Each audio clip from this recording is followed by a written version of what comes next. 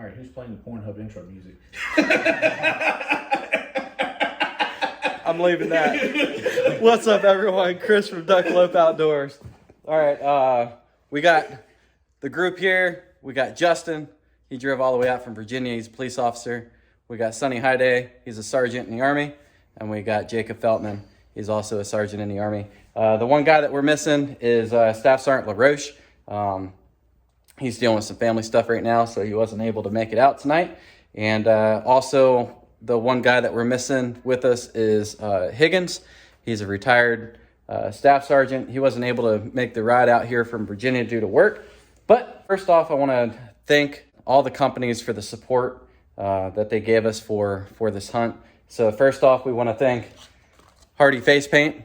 So they went ahead and sent us out some face paint for us. Second is Tangle Free. So they sent us out some hats and some good old face mask and some stickers. So they really hooked us up. Third would be One Shot Outdoors. So One Shot Outdoors, he makes lanyards and duck totes, and he also makes duck calls. So the 2 duck calls that he sent us, they sound amazing. I'll give you a little demo on it real quick, so that way you can hear what this guy is working with.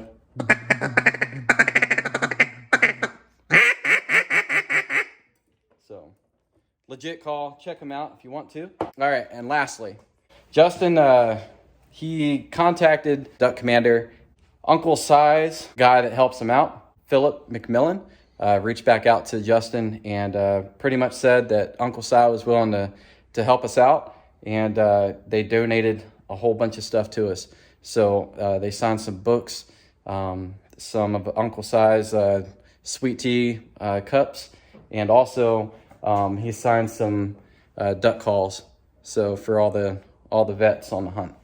So we want to give special thanks out to Uncle Si. I appreciate it, and hopefully we can put some down tomorrow for you. So, but we'll go ahead and I'm going to divvy this up to all the guys so that way they can experience all the material, and we'll get after the hunt tomorrow. So y'all stay tuned. We'll see you then.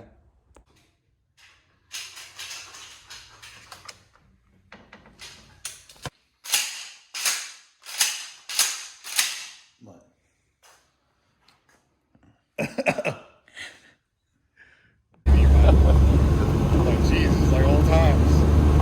I just think I'll whoop you and be like, we're back home. Man.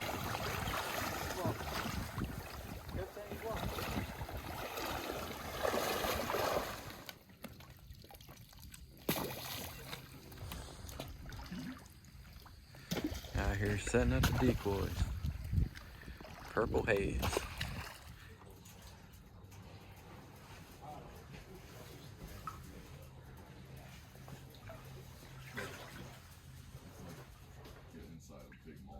Well, some bald. All my hats I wore during the summer don't fit me worth a darn right now. Each,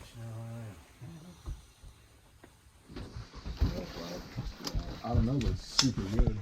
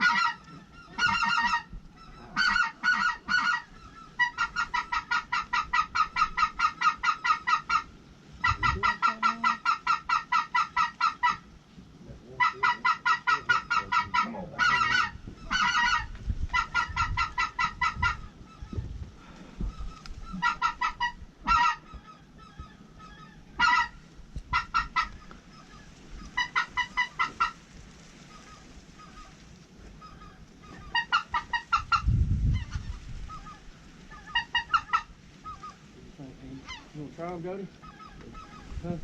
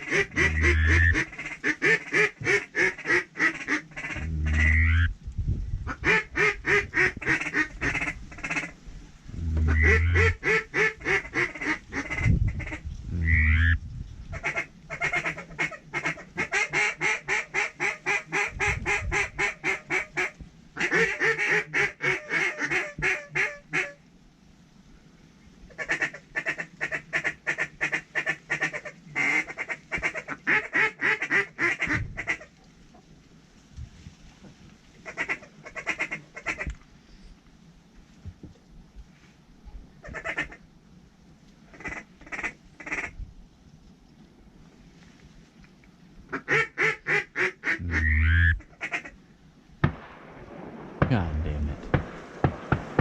Fucking kidding me.